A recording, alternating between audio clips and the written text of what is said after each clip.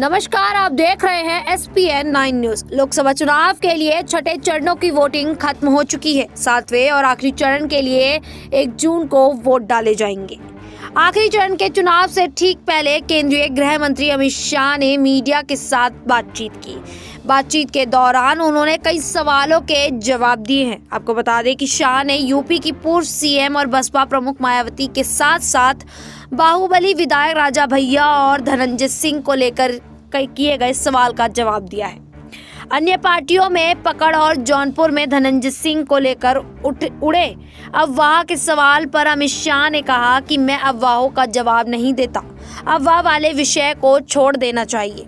राजा भैया की ओर से सपा का समर्थन किए जाने के सवाल पर शाह ने कहा कि हर व्यक्ति स्वतंत्र है। मायावती बीजेपी के लिए काम करती हैं के आरोप के सवाल पर केंद्रीय गृह मंत्री ने कहा कि देखिए, इस तरह की बातें चलती रहती हैं।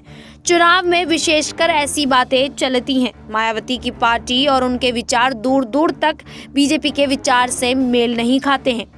अमित शाह ने कहा कि देश की जनता से मेरी अपील है कि 10 साल में नरेंद्र मोदी जी ने इस देश को हर मोर्चे पर आगे बढ़ाने का काम किया। सबसे पहले 60 करोड़ गरीबों को जो अपने आप को विकास से कटा हुआ पाते थे, उनको घर, बिजली, पानी और स्वास्थ्य सुविधा देकर उनके जीवन स्तर को उठाने का काम किया है।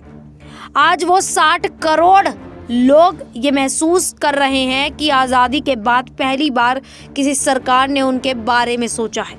नरेंद्र मोदी जी ने देश को सुरक्षित किया है। धारा 370 को हटाकर 35 से हटाकर आतंकवाद को करारा जवाब दिया है। देश में आतंकवाद और नक्सलवाद दोनों समाप्ति के कगार पर है।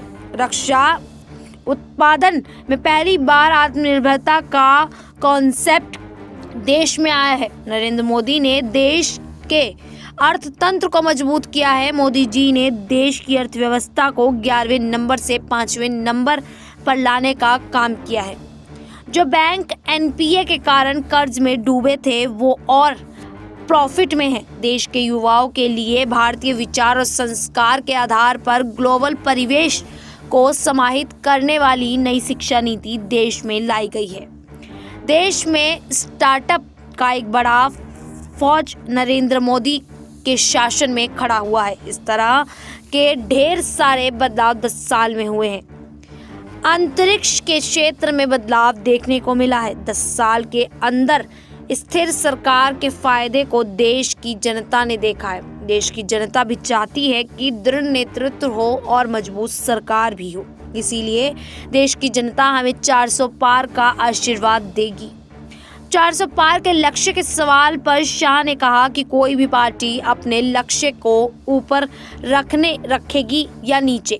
स्वाभाविक है कि ऊपर ही रखेगी। 370 तो हमें जनता ने दे ही दिए थे, इसीलिए इस बार हम 400 पार का लक्ष्य लेकर चल रहे हैं। ये विपक्ष की समझ से परे है। हम किसी को खत्म करने के लिए 400 पार का लक्ष्य लेकर नहीं चल रहे हैं। हम आगे बढ़ना चाह रहे हैं। इसका मतलब किसी को खत्म करना नहीं है।